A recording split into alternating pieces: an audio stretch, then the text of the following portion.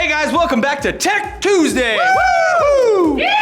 If you're tired of us talking about awesome new developments in the world of VR every single week on this show, then we're very sorry actually, because the VR train doesn't seem to be slowing down anytime soon, and we both think it's really cool. No, they won't shut up about making awesome new developments in this shit. Yeah, so the Sundance Film Festival out in Park City, Utah is in full swing, and in addition to all the hundreds of indie films vying for money and exposure, Oculus VR is there showing off a short film that they made for their Rift headset as part of their new Story Studio initiative. Yeah, this is really cool. This is what, like, I hate to bring up Ready Player One again, but this is kind of what happens in there.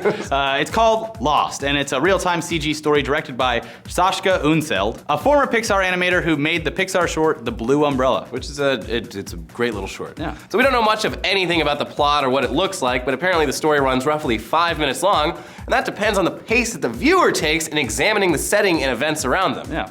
So it sounds kind of like a video game on rails. Unseld, the director, says, initially we thought we needed to figure out how film language works in VR. Cinema is a sequential medium. It's like a dictatorship of the director. Look at this face, and look at this detail. But in VR, you get to decide what to look at. So by creating the movie in real-time 3D and having events triggered by what you look at, you're not gonna miss anything just because you're looking in the wrong direction, which is kind of a big concern with these kind of things.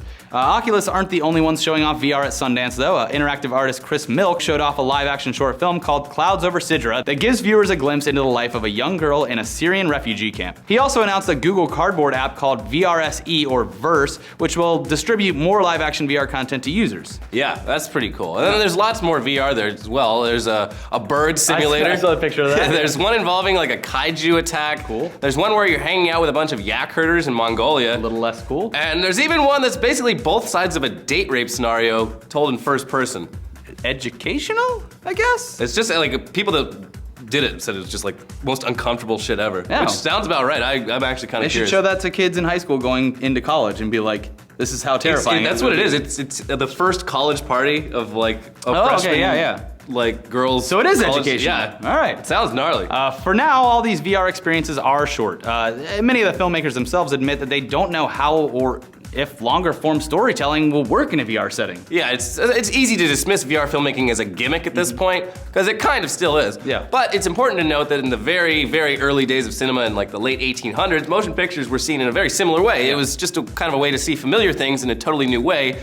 But nobody really thought that it would become the most dominant storytelling medium in just a few short decades. Yeah, I see this taking off in a huge way, much unlike 3D TVs and 3D movies, which I fucking hate for the most part. But anyway, we are constantly drowning in new tech, but while everyone is drooling over all the new VR shit, the new drone shit, cars and driving themselves and shit, there's a lot of things that are quietly dying off and meeting the end of an era. Yeah, everyone's fourth favorite web browser, Internet Explorer, is dead. Woo! We did it!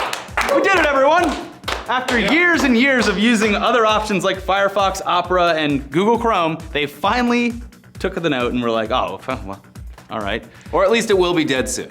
Oh, well. In its place will be Microsoft's Project Spartan. It's the code name for the browser that'll be included in Windows 10 sometime soon. So they just changed the name. No, they built it from the ground up. Okay, well, they showed off Spartan at their Windows event last week, and it looks pretty. Yeah. Or at least prettier than Internet Explorer, which we'll admit we haven't actually looked at in years, like we said. So they're being pretty tight-lipped about the technical details, as well as when developers and users will get their hands on it. But they did show off some features like full Cortana support. Which I still think is a stupid name.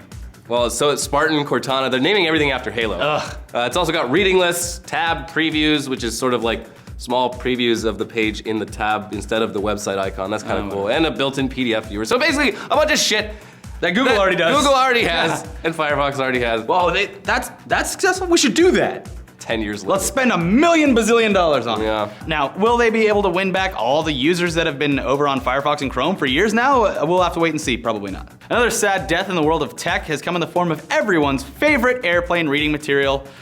Yeah, we've all been there. Yeah. When you're on a plane, it's taking off, it's loud as fuck, babies are crying, there's a woman covering her eyes in fear, and everything is shaking. Since you can't be on your phone or laptop, even though you're going to do it anyway, you have no choice but to sit back and stare at the back of the seat in front of you. So you reach into the pocket in front of you and pull out this beautiful gem, and it's SkyMall. All the shit you don't need. It's a 100-page magazine full of shit absolutely nobody needs. But somehow the Yeti statue, the alien butler, the wrist cell phone carrier that looks more like a brace, all found a special place in our hearts. Yeah, it's entertaining to look at. But if you've ever wondered who the hell buys this shit, well, You were right, because no one does. And now SkyMall has filed for bankruptcy. No! Oh, the tears. So they should like just, the airlines should take it over as just something to do on the plane. It's cheaper than installing all those headrest DVD players. I'm gonna go like make my own fake SkyMall, Yeah. print it out as zines and just stick them on the seats of an airplane. Elliot's when I leave. SkyMall. Yeah. Great. People need SkyMall. They need something to look at that's ridiculous. So they filed for about $12 million in liabilities and cite more use of mobile devices and access to in-flight internet as their biggest downfall. Okay. Things are getting too convenient for these people. Their products can definitely provide a nice laugh, but just weren't enough to keep the attention of passengers and actually get sales. Yeah. And I'm kind of sad about this, to be honest. Yeah, I'm not gonna be able to look at cool things like Harry Potter wands and gigantic NFL helmets that cover up the electrical box in the front yard of your house. Yeah, with SkyMall, they're going bankrupt. Fucking CES is actually a legitimate like event now, and it's not just full of SkyMall sharper image bullshit. It still has a lot of that. It has a lot of it, but this year they actually had some pretty cool shit. I was planning on buying a Lord of the Rings ring for my future wife and having our names written in Elvish on the inside. Yeah, can't do it for just anymore. the cheap price of $10,000. Yeah. All right, let's move on from SkyMall. We're all still in the mourning process, obviously. But last week, the Google Glass experiment reached its final day. Oh, more things ending. Google decided to pull all the models of Google Glass from the market in order to keep developing the new project and create a new, probably better model. This is how Google usually does things. Yeah. Google spokesperson made it clear that they aren't pulling Google Glass because it pretty much bombed with the general public, but the whole experiment was simply to see how people reacted to it, what they thought about it, and how everyone chose to use the glasses. We're all lab rats. Yeah. So now that they've got a pretty idea of how Google Glass, God, it's so hard to say Google Glass. Google Glass. How Google Glass fits into everyday use, they'll be heading back into their fancy labs to develop some newer, cooler glasses. Some dope Oakleys with like neon on them. It's gonna be great. Or Cyclops glasses. I want the LeVar Burton glasses. Yeah, exactly. It'd be great. Yeah. And finally, we add another to our list of goodbyes. Chris Poole. No, not Spool. The founder of 4chan. He stepped down. Yeah, Poole, aka Moot, started the notorious image board site when he was just 15 years old, and now 11 years later has decided to move on to new ventures in the tech world. 4chan, the site notorious for things like Gamergate, the fappening, and all of the nasty shit over on the B-board, is also the birthplace for most of the dank internet memes you know and love. And it also made Moot absolutely no money in his 11 years running it, since it doesn't feature ads. Yeah, it's a passion project. Yeah. As easy as it is for people to dismiss or even hate 4chan, it's had a pretty massive effect on internet culture that extends way beyond its own user base, Yeah. so we tip our invisible fedoras to Moot. And wish him the best of luck in something that'll hopefully make him some money. Yeah. So what do you guys think about all this? Is there something out there that you wish you could save that is dying now? We obviously are gonna choose SkyMall. Yeah. They should just make like a downloadable thing for your tablet so you can read it on the plane now.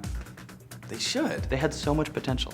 Let us know what you guys think in the comments below, and we will be back tomorrow with a new episode of Weekly Weird News. Ah! Oh yeah, and we have to tell them about the AMA podcast. Oh yeah, so Let 'em know. We originally intended to, well, we did it. We shot an AMA. We did do it. With our two tour guides in Romania, Tryon and Greg. But we got really drunk in the process of it, as you do in Romania. Yeah. And the whole thing's a fucking train wreck. It's a mess. So, instead of just posting it as an AMA, which people would get bored of and click away from Immediately, We're or, gonna- or hate us. Yeah. Yeah, it was bad. we're gonna take we're gonna make a super cut of it. And Yeah. Put it at the end of News Dump. Yeah, so check that out, and just wow. I think we should do like a cut of like the first 10 seconds and the last 10 seconds, because it goes from to.